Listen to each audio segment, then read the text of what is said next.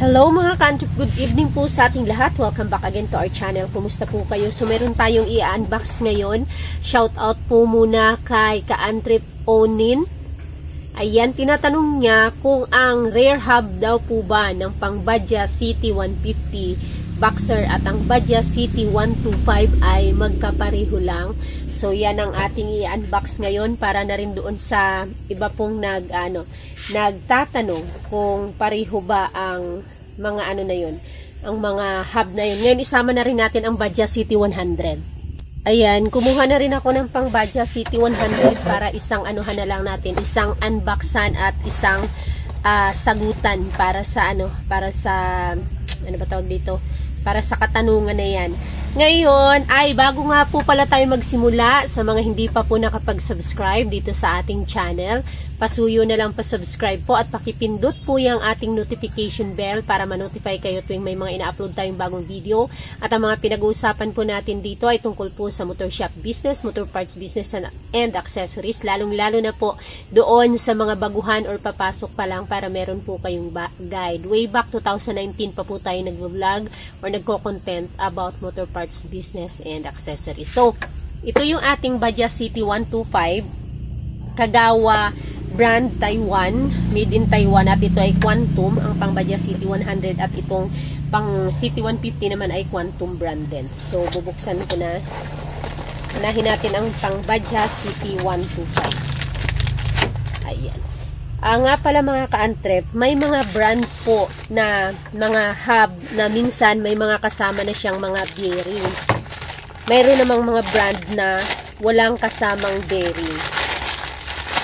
Meron nga ang brand ng mga Pan-Team X na may kasama ng dust shield dito, may shield na sa kanyang hub. So ito po yung pang Badja CT125, may rubber damper. So, ang rubber damper po nito ay kapariho po ng mga pang Barako or Badja CT125. Yung mga malalaki, bukol-bukol, kukuha po ako para makita nyo. So, ito po yung rubber damper ng pang Badja CT125. Same po sila ng Barako. Ayan, magkaibang brand kasi ito parang heavy duty brand. Ito naman ay malambot lang na klase ng rubber. So, ganito yung kanyang rubber damper. Ayan. Yung dito isasalpak sa dito sa hub. Yung lagayan dito.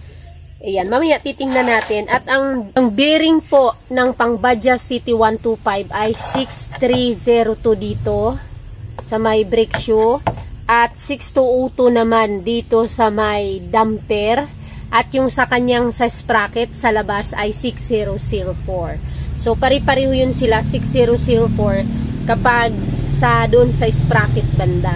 Nagkakatalo-talo dito pagdating sa hub. Pero titingnan natin mamaya. So, ganito po yung itsura niya. At ang brake shoe po ng pang Badja CT125 ay, ang kasame niya po ay HD3. Pang HD3 po. Ngayon, titingnan naman natin itong pang Badja CT100. So, meron ako dito Quantum brand na ating pang Badja CT100. So, malayong-malayo po. Sa sukat pa lang kaagad ng hub ay kitang-kita na natin na magkaiba sila.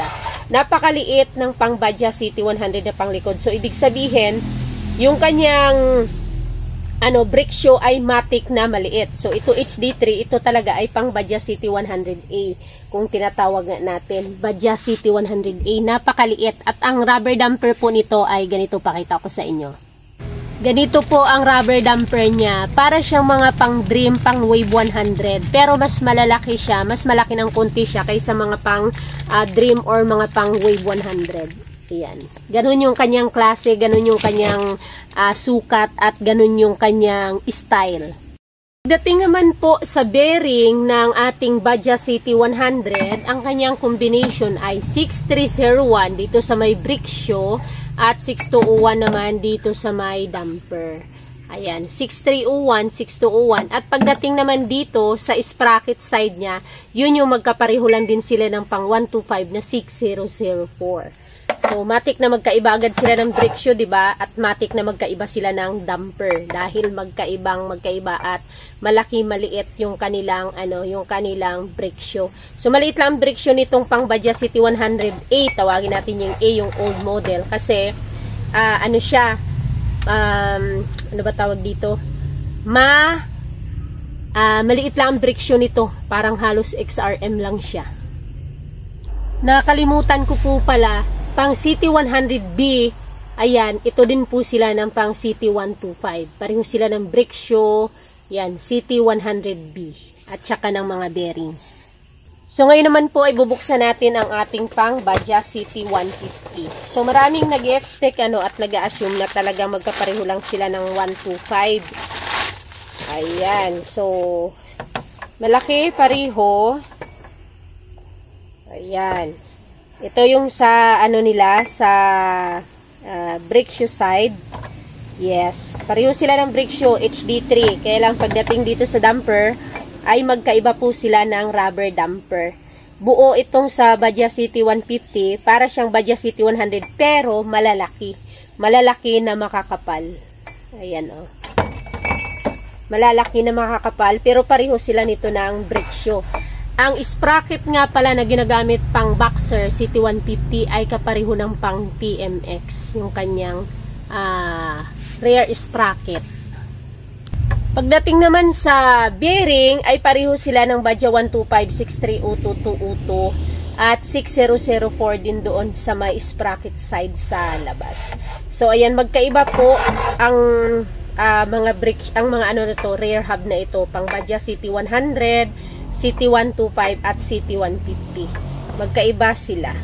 Sa mga nagtatanong naman po kung halimbawang pwede ba na gamitin si 125 kay Badya 150 or si 150 kay 125, pwede naman po. Kaya lang medyo mapagastos ka lang kasi hindi mo na magagamit dito ang sprocket ni 6 holes po kasi ang butas ni ang sprocket, ang rear sprocket ni Badya CT125 at Badya CT100B ay 6 po ang butas. Si CT100 naman na old yung A ay 4 lang.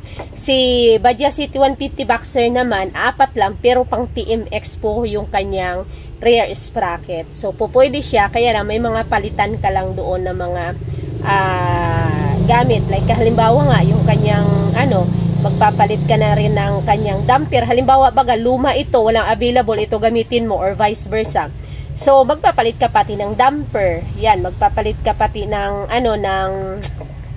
sprocket. Yung mga ganun. So, okay lang naman siya as long as na willing kang gumastos. Pero dun sa mga nagsasabi, hirap kasing hanapin, meron na po yan ngayon. Marami na pong makikita. Marami na pong, available ngayon ng mga, pang CT125 at mga pang Boxer, lalo na yung CT100. So, yun lang mga ka-antrep. Shout out sa'yo. Ka-antrep 09. Ayan, sana'y nasagot natin ang iyong katanungan at please paki-like po ng video na ito kung nagustuhan at pa-subscribe na rin po sa hindi pa nakapag-subscribe.